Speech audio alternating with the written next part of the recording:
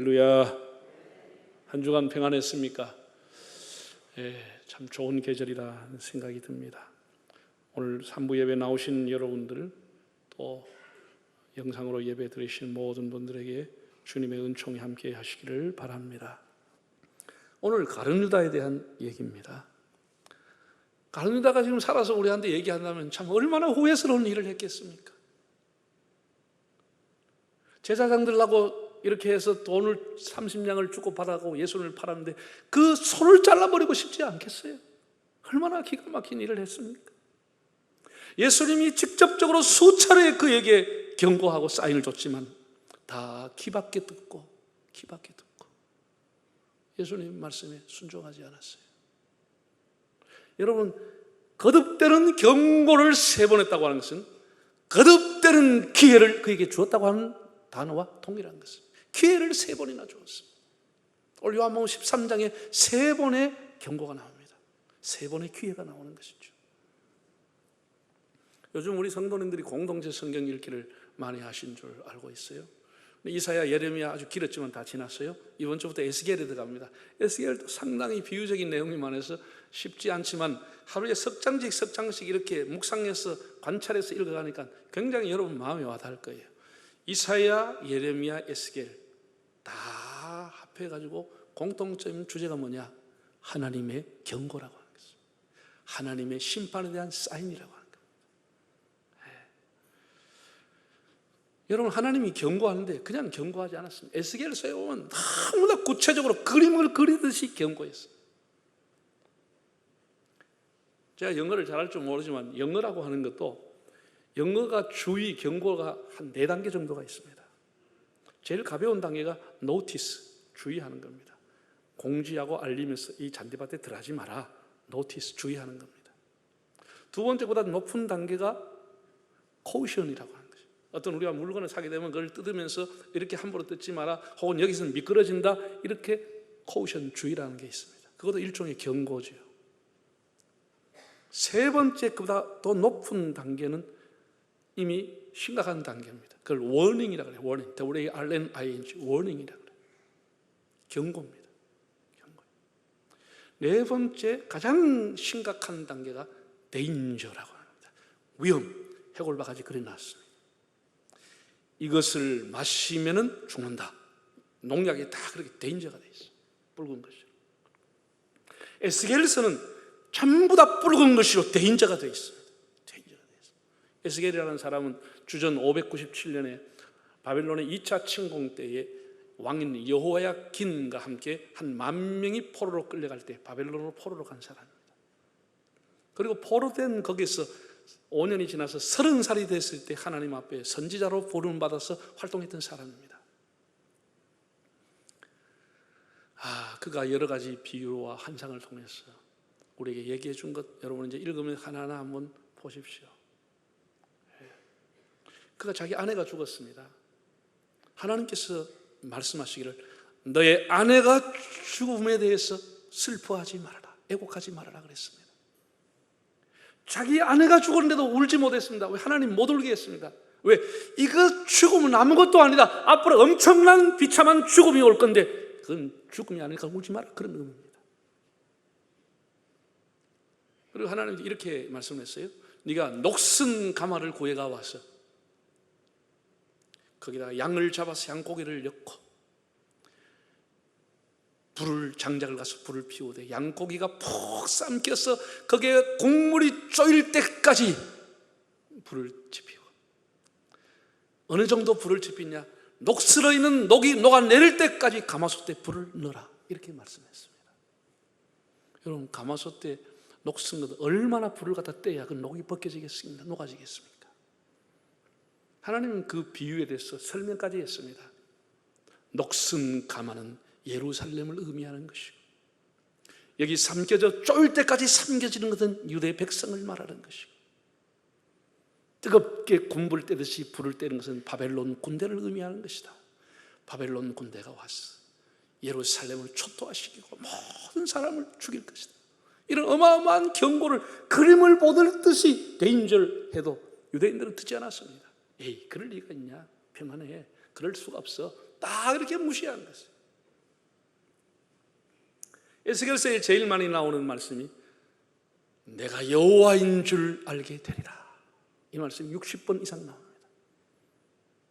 심판이 임하고 나라가 패망하고 예루살렘이 불탄 이후에야 사람들이 포로로 끌려왔어. 아, 그때 그 말씀이 맞았지. 내가 그때서야 너희들이 여호와인 줄 알게 되리라. 나의 예언, 나의 심판, 나의 구원, 나의 언약이 그대로 이루어진 것을 너희가 알게 될 것이다. 이렇게 하나님이 말씀을 했습니다. 그렇게 경고해도 듣지 않았다고 하는 거예요. 사람이 얼마나 완악한지 모릅니다. 자기 생각대로 살다 가는 거예요. 회개하고 돌아온 것은 이건 진짜 하나님의 특별한 은총인 겁니다. 여러분, 세계적인 이 전쟁이 어디서 다 일어나요? 여러 번 경고를 하지만 경고를 듣지 않다 결국 붙어버리는 것이에요.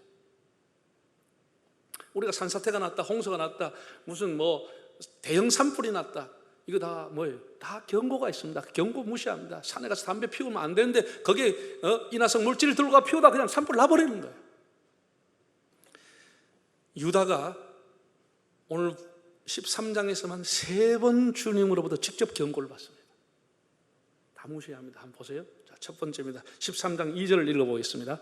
마귀가 벌써 시몬의 아들 가룟 유다의 마음에 예수를 팔려는 생각을 낳더라.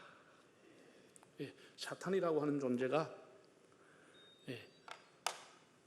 마음을 지배하는 것이에요.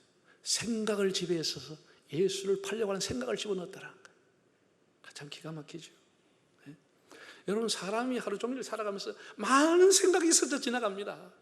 베라벨 생각이 우리 머리에 다 맴돌다가 사라집니다. 좋은 생각도 있고 안 좋은 생각도 있습니다. 그렇죠? 다 왔다가 사라집니다. 그런데 어떤 생각은 둥지를 틀고 마음에 자리를 잡습니다. 마틴 루터가 이런 말을 했습니다. 새가 내 머리 위로 지나가는 것은 어쩔 수가 없는 것이다.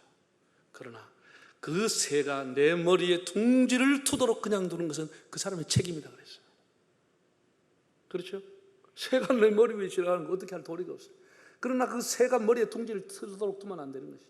우리가 나쁜 생각 지나갈 수 있습니다. 불신앙적인 순간 지나갈 수 있습니다. 그러나 그것이 내 마음의 좌소에 자리를 잡게 해서는 안 되는 것입니다.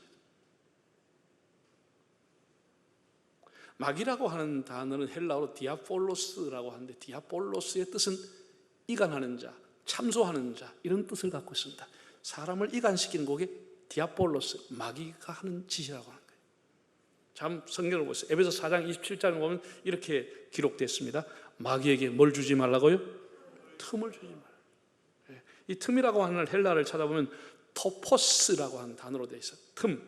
우리는 틈이라고 번역되는데 다른 번역은 기회, 조건, 칼집, 이런 뜻을 갖고 있습니다. 마귀에게 칼집을 주지 말라는 거예요. 마귀가 가룟 유다의 마음에 칼집을 내고는 쏙 도와버린 것이에요. 틈을 줘버린 것이에요. 사람이 언제 나쁜 생각, 언제 불신앙적인 생각이 들어오느냐, 언제 마귀가 틈을 타고 칼집을 내고 들어오느냐, 사람이 분노할 때, 자기 감정 조절이 안 되고 분노할 때, 시기와 질투할 때, 탐욕과 정욕으로 가득 찰 때, 원망과 불평할 때, 그때 마귀가 틈을 타고 칼집을 내고 도와버리는 것이에요. 자리 잡아버리는 것이에요. 그래서 에베소 4장 25절 그 앞에도 보면 뭐라고 했냐, 분을 내도 하루 종일 내지 말라는 거예요. 하루 종일 분 내면 마귀가 돌아버린다는 것이에요. 칼집을 내고 들어온다는 거예요. 그게 틈을 준다는 것이에요. 여러분, 우리의 마음에 마귀가 뚫고 틈을 내고 들어온다니까요. 예? 옛말에 바늘 구멍에 뚝이 터진다고 그랬어요. 조그만 틈으로 그냥 터져버리는 것이에요. 다윗같이 그 귀한 하나님의 종이, 솔로몬같이 그 귀한 사람이 정욕이라고 하는 틈이 들어오니까 그냥 무너지고 마는 것이에요. 그냥 무너져요. 속절없이 무너졌어요. 삼손도 속절없이 무너졌어요. 아간과 아나니와 삽비라 했던 사람은 물질의 욕에 사로잡히는 순간, 한순간에 무너지고 만 것이에요. 마귀가 칼집을 내고 돌아버린 것이에요. 반면에 요셉이라든지 다니엘 같은 사람이 끝까지 위대한 사람이 된 이유가 됐어요. 다니엘서를 보면 다니엘은 틈이 없었다고 그랬어요. 참 너무 귀한 사람 아니에요? 마귀가 그 칼집을 내고 싶어도 틈이 없었다라는 거예요. 얼마나 반듯하게 살았어요. 얼마나 귀한 사람, 너무나 부러운 사람입니다. 가룟 유다는 방심하고 있는 동안에 생각의 틈을 마귀에게 내줘버린 것이죠. 우리가 믿음과 인격을 파괴하는 첫 번째 관문이 마음이라는 것인데 마음이 무너져버린 것이죠. 예수 팔려고 하는 생각이 그 마음을 지배해버린 것이죠. 첫 번째 문이 뚫려버린 거예요. 마음이 뚫려버린 것이죠. 너희 마음을 지키라. 생명의 근원이 여기서 난다고 그랬습니다. 마음이 무너져버린 것이죠. 두 번째 단계를 보면은 요한복음 13장 10절과 11절을 한번 읽어보겠습니다. 예수께서 이르시되 이미 목욕한 자는 발밖에 씻을 필요가 없느니라. 온몸이 깨끗하니라. 너희가 깨끗하나 다는 아니니라 하시니 이는 자기를 팔 자가 누구인지 아심이라. 그러므로 다는 깨끗하지 아니하다 하시니라. 사람이 마음이 잠시 흔들릴 수 있어요. 유혹받을 수 있어요. 양심이 찔려가지고 이건 내가 아니다 이렇게 돌아와야 되는데 유다는 그렇게 못했다는 거예요. 예수님이 만찬을 나누시던 자리에서 대야를에다 물을 뜨고 수건을 허리에 둘르시고 한 사람 한 사람 제자들의 발을 다 씻겨주고 결국은 가룟 유다의 발도 씻겨주었어요. 제자들의 발을 씻기는 걸 보고 베드로가 순서가 됐을 때 베드로가 뻘떡 일났어요. 주님은 저의 발을 씻을 수가 없습니다. 제가 주님의 발을 씻어야죠. 말이 됩니까? 이랬다는 것이죠. 베드로는 굉장히 오버한 사람입니다. 그러니까 예수님이 이렇게 말했습니다. 네가 발을 씻지 않으면 나와 상관이 없다. 나와 관계가 없다. 이렇게 했더니 베드로가 한 걸음 나가 뭐라고 했나? 옷통을 딱 벗더니 주님 이왕이면 목욕까지 시켜주이소. 이랬다는 것이죠. 참 황당한 사람이에요. 목욕까지 시켜달라고 덤벼들었어요. 그러니까 예수님이 뭐라 그랬어요? 이미 목욕한 사람은 발만 씻으면 된다고 그랬어요. 그러나 너희 줄 중에 다는 깨끗하지 않다고 그랬어요. 다는 깨끗하지 않다. 아무도 몰랐지만 가룟 유다는 다는 깨끗하지 않다는 그 말의 의미를 알고 있는 거예요. 본인은 알고 있는 것입니다. 다른 사람은 모릅니다. 눈치도 못 챘습니다. 그러나 본인은 깨끗하지 않다는 걸 알고 있는 것이에요.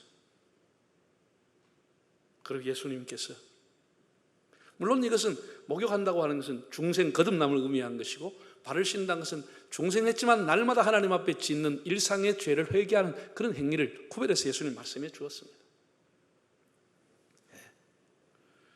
가룟 유다 발을 씻겨드렸겠죠. 예수님이 다는 아니라 그런데 참 그때라도 양심의 가책을 받고 주님 제가 죄인입니다.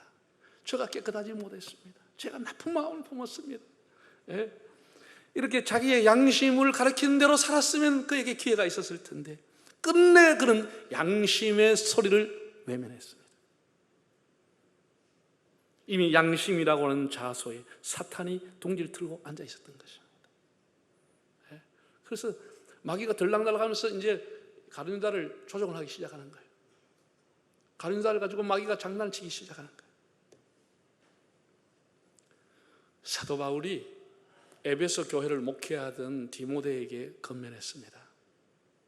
이런 사람을 조심하고 교회에서 쫓아내라고 그랬습니다. 자, 한번 성경 디모데전서 1장과 디모데후서 2장을 차례대로 읽어보겠습니다. 믿음과 착한 양심을 가지라. 어떤 이들은 이 양심을 버렸고 그 믿음에 관하여서는 파선하였느니라. 그 가운데 후메네와 알렉산더가 있으니 내가 사탄에게 내준 것은 그들로 훈계를 받아 신성을 모독하지 못하게 하려 함이라. 또 디모데후서 그들의 말은 악성 종양이 퍼져나감과 같은데 그 중에 후메네와 빌레도가 있느니라. 악성 종양, 암이 교회에 있다. 암이 있다라고 했습니다. 바울은 디모데에게 착한 양심을 가지고 교회를 섬기라 라고 하면서 교인들 중에 양심이 파손되고 양심이 깨어져 버린 사람이 후메네와 알렉산더라는 구체적인 이름까지 지목했어요.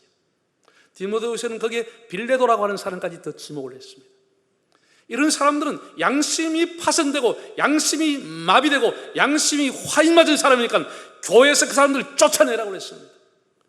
교회 안에서 신성을 모독하고 교회를 파괴하는 세력들을 쫓아내라고 했습니다.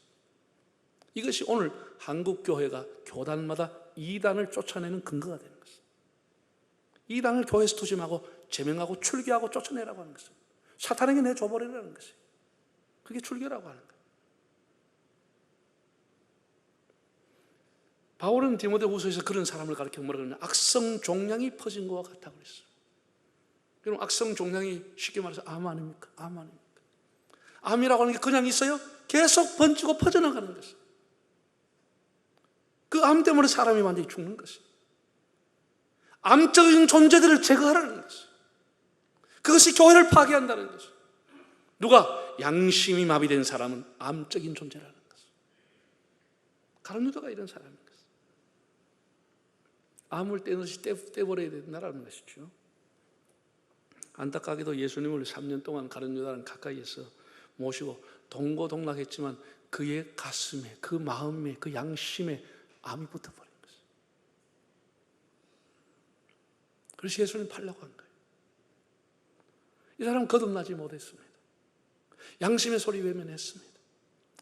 주님이 주시는 발을 씻는 직접적인 경고와 기회를 주었지만 다 기밖에 두고 버린 것이에요. 완전히 양심이 마비되어 버린 것이에요. 예수님 마지막 그에게 경고했습니다. Danger, 경고했습니다. 13장 21절과 25, 26절을 읽어보겠습니다. 예수께서 이 말씀을 하시고 심령이 괴로워 증언하여 이르시되 내가 진실로 진실로 너에게 이르노니 너희 중 하나가 나를 팔리라. 예수께서 대답하시되 내가 떡 한 조각을 적셔다 주는 자가 그니라 하시고 그 떡 한 조각을 적셔서 가로 시몬의 아들 유다에게 주시니 조각을 받아놓고 사탄이 그 속에 들어간지라. 완전 인격의 파괴입니다. 양심 정도가 아니고 완전히 사탄의 도구가 되는 것입니다. 내가 지금 떡 한 조각을 적셔주는 그 사람이 나를 파는 사람이다. 이렇게 직접적으로 예수님 말씀하신 것이에요. 그리고 양심의 화인을 맞았으니까 예수님이 직접 그 말씀해도 듣지 않았어요. 예수님이 초에다가 빵을 찢어가 입에 넣어 주었습니다. 여러분, 유대인의 관습은 빵을 초에 찍어서 주는 것은 우정의 표시인 것입니다. 사랑의 표시입니다. 보아스가 룻에게 초에 빵을 찍어서 주었다. 이렇게 룻기서에 기록되어 있잖아요.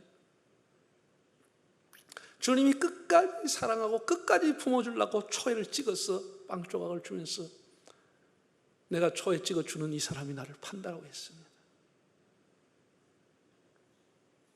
그런데 제자들은 전혀 눈치를 못했어. 설마 가룟 유다가 그럴 택이 있느냐? 서로를 다른 사람 의심했지 유다를 의심하지 않았어요. 그리고 유다가 그 조각을 얻어먹고 밖으로 나가니까 생각을 뭐라고 했냐? 아, 명절이 다가오니까 뭐 물건을 사러 갔나? 가난한 사람 구제하러 갔나? 예수님이 뭐라고 하신 모양이구나. 이렇게만 생각했다는 거예요. 네, 그 조각을 받고 나가니 밤이 이르라. 밤이었다고 그랬어요. 예수님 배신하고 나가니까 어두움이, 절망이, 멸망이, 패망이, 지옥의 밤이, 무저갱의 밤이 그에게 찾아왔다는 것이 너무 비참한 것이.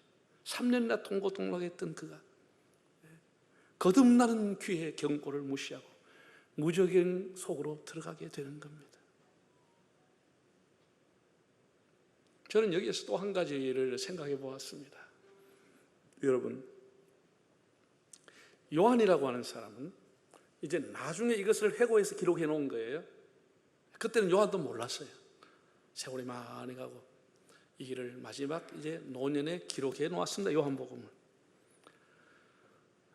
그때는 그가 예수님 파는 줄 몰랐죠. 배신한 줄 몰랐죠. 그래서 뭐라고 적어 놓았냐? 시몬의 아들 가룟 유다라고 적어 놨어요. 누구누구의 아들 가롯 사람 유다 이렇게 적어 놓았어요. 여러분이 성경을 보시면 이해가 되시겠지만은 유대인들은 성이 없습니다. 전부가 이름만 나와 있어요. 아브라함, 이삭, 야곱, 요셉, 다윗 전부가 이름만 나와 있지 유대인들은 성이 없습니다. 이름도 머리 아픈데 성까지 있었으면 우리 외우기 얼마나 골 때리겠어요. 좀 감사한 일이죠. 이름만 있습니다. 이유가 있겠죠. 왜? 다 아브라함의 한 혈통이고 한 민족이라는 그런 의미를 갖고 있는데 지금 유대인들은 그렇지 않습니다. 온 세계 디아스포라로 살기 때문에 지금 모든 유대인들은 다 성을 갖고 있습니다. 성경에 나오는 유대인들은 이름만 나와 있습니다. 예수님도 이름만 예수. 그러니까 사람들이 뭐라고 했어요? 갈릴리에도 예수가 있고 저 베들레헴에도 예수가 있고 예루살렘에도 예수가 있으니까 구별하기 위해서 나사렛 예수라고 지명을 붙여준 거예요. 나사렛에서 살고 있는 예수다. 지명을 붙여줘. 이해가 되시죠? 그러니까 가룟 유다라고 하는 것은, 가롯이라고 하는 것은 유대인 남부 지방의 지명 이름이에요. 그 가롯 출신의 유다라는 뜻이에요. 그런데 가룟 유다는 너무나 주님을 배반하기 때문에 이것만 가지고 많은 사람이 오해받을 수 있다는 거예요. 왜? 같은 이름이 많기 때문에. 그 가롯이라는 지방 중에서도 유다라는 이름을 가질 수 있기 때문에 요한이 뭐라고 했냐? 시몬의 아들 가롯 유다라고 하는 것이죠. 더 상세하게 적어놓은 것이죠. 다른 사람의 동명이인이 손해보고 오해받지 않도록. 저는 이것을 기록한 것도 의미가 있다고 봅니다. 여러분, 다윗이라고 하는 사람은 성경의 곳곳에 이새의 아들 다윗이라고 표현되어 있습니다. 이새의 아들 다윗입니다. 가룟 유다는 시몬의 아들 가롯 유다입니다. 여러분의 이름이 여러분의 자녀와 이름과 같이 가는 겁니다. 자녀들에게 부모의 영향력은 큰 정도가 아니고 절대적입니다. 이 말의 의미는 뭐겠습니까? 사도 요한이 훗날 그날을 되짚어보면서 도대체 아들 교육을 어떻게 시켰기에 예수를 파는 사람이 됐느냐? 시몬의 이름을 갖다 가지고 온 것이에요.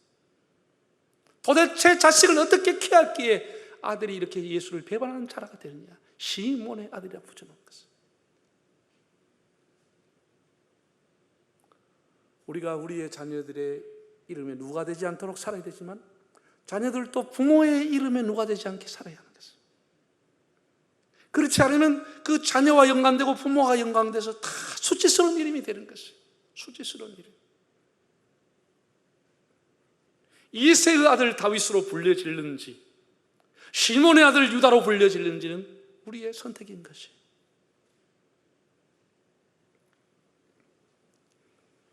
부모나 자식이나 서로에게 자부심이 되고 감사가 되고 하나님 앞에 영광이 되는 부모와 자녀 사이가 되기를 바랍니다. 사랑하는 여러분, 예수님께서 가룟 유다를 가리켜서 차라리 너는 세상에 나지 않았으면 좋을 뻔했다, 이런 얘기를 했습니다. 참 기가 막힌 얘기죠. 근데 우리가 성경을 보면 베드로라고 하는 사람도 만만치 않게 예수님을 배반했던 사람입니다. 어쩌면 그 예수님을 배반한 질로 따지자면 베드로도 굉장히 안 좋은 질이었습니다. 베드로는 예수님을 어떻게 부인했죠? 저주하고 맹세하면 모른다고 배신했습니다. 예수님은 그냥 모른다고 한 게 아니에요.